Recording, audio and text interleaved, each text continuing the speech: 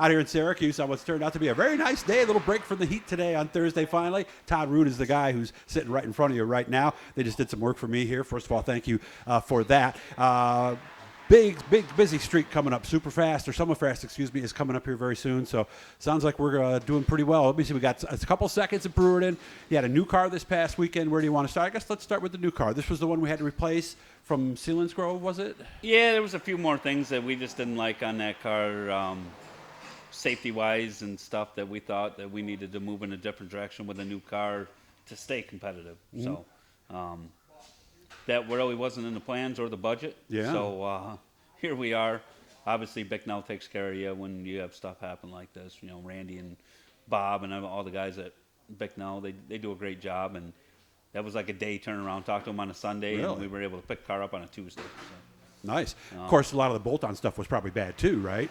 No, actually, believe it or not, other than the body, the bolt-on stuff was pretty good. The body was pretty mangled, and so we had to get a new body, had to get a new car, put all that back together, try to work and build a race car during the week. It's not easy. So No. So what was that then with the body and the frame? 12? Yeah, all of 12. Yeah, all of 12,000. A little bit more than that, but yeah, a little bit more. And of course, the shop rate of 125 an hour gets figured in too. Oh right? God, so. Absolutely. That's just 140 an hour. But it's 140. Okay. Just the time. By the time you get out of here and then you go home and try to do that. Unfortunately, this sport is just kind of dwindling away from the working man. With the amount of time that you need to spend on this stuff to be fast and competitive. And you're gonna hit it here or there and be good, but there's just some things they can do to tighten this up to make it so the little guy can compete in this sport and not have to bust his ass. Well, look at the busy stretch you guys just had. I mean, I can imagine what it must have cost. Yeah, to go and up to Canada. It wasn't even half of what some of these guys did. Like Shepard and them last week when they did the Canadian deal with the STSS deal. I mean, they raced last Tuesday, Wednesday, Friday, Saturday, Sunday, Monday. They raced right on through. A lot of people didn't think about all that. Shepard's raced the last 8 or 9 days straight, I think. Wow.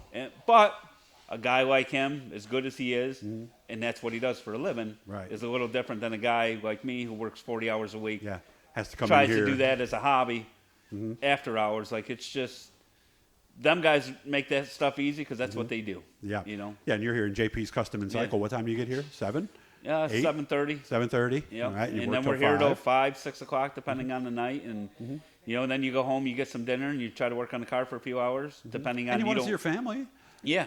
And my kids, they always want to go do something or hang, and you never say no. Hang out with Dad, so now I'm going out in the garage at 10 o'clock at night when they're in bed, and it's just a vicious rat race. So what's the plan from here on in? Brewerton and select races, perhaps, like maybe SummerFAST? Yeah, I just we kind of lost a guy here at JP's recently, and had another guy end up in the hospital. So we didn't end up going to Canada because somebody needed to run the shop, and that had to be me. So that was one of the deals why we didn't do that. So moving forward, I got to talk to Dean and stuff.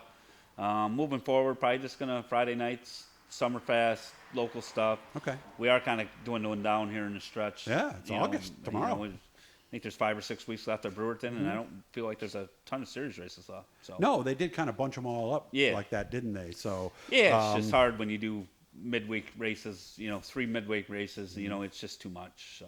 And you told me you have an older, reliable car that you really like at Brewerton. Yeah, we got a 23 there with just a motor combination that I got in that with that 23. Just seems to work at Brewerton right now. We did take the new car and test it there Friday night, and I was happy with that. We just needed to make some adjustments, and obviously we fired off a really good Saturday at the series race. Quick time, won the heat. Nice. We were a hero for about 2.5 hours, and then we really backed it up in the feature. But just missed the adjustment, that's just a guy like me not having a whole lot of resources to lean on, and just made some bad decisions as the night went on. Okay. But hopefully I feel like I learned from them decisions. We did go back Sunday, which I didn't plan on it. Yeah, we had a 10th place run, which wasn't great, but I felt like the car was a lot better where it needed to be Saturday night. Good. All right. So, again, we recorded this Thursday, so make your plans for the weekend now. Come see Todd at Brewerton on Friday night. And, of course, next week, what are the races again for SummerFAST? This is like 10 days from now. What is it again? Sunday Weedsport, Monday Brewerton, Tuesday Land of Legends, Wednesday Fulton. Going to do them all? Yeah. Okay. Yeah, I'm anxious to get back to Fulton. Obviously, our home track, Brewerton, Sure. hopefully looking for a good run. And then obviously Weedsport, I felt like we just come off of some really good speed at Weedsport. Hopefully we can, moving forward, have a little bit of a turnaround and using a provisional and running in the back. You got to start up front with these guys That's true. to have a shot at it. So. Well, it's good to see you again. Yeah, you good know to it. see you. Anybody want to say thanks to? Who's helping you out this year? My buddy Brian and Jamie, they bust their ass on the car during the week. And we got a good little group right now clicking together. The mood's pretty good at the racetrack right now. Obviously, my family. FX Caprera, they keep making me buy trucks, so, they're on the side of the car. Mac O'Toole has been a big sponsor of ours this year. Got to thank him. Precision Racing Engines and Bicknell Racing Products. And I got to throw in a quick plug for FX. A buddy of mine had an old Kia that wouldn't even pass inspection anymore, and he went to another Honda place here in town and got a number, and then I got him in touch with Frankie, and he basically got a Sport for what they were going to give a base model for him at the other place. So for you guys that are buying Hondas, anything that the FX Caprera family sells, get a deal somewhere else, then go to them, and I guarantee you they'll take care of you. Use my name, use Todd's name, use Nick's name. They'll take good care of you. So they're all crooks, so you got to stay with your buddy. You do have to stay with the people you know in the car business. Yeah, I know. I've been with the FX. You do. Right down to my four-wheelers, my jet skis. Everything has come from FX. I've never had. Matt just delivered a truck to me today. Oh, really? They swapped my truck over here in the parking lot, and Matt drove off on my old truck. I never even had to step foot on the property. And Matt's place is in Phoenix, by the way. It's the old OTB. So for you guys who are looking for trucks, because that's what they specialize in at that place, make sure to check him out. Always good to see you, Todd. You take care. Thank you. Thank you.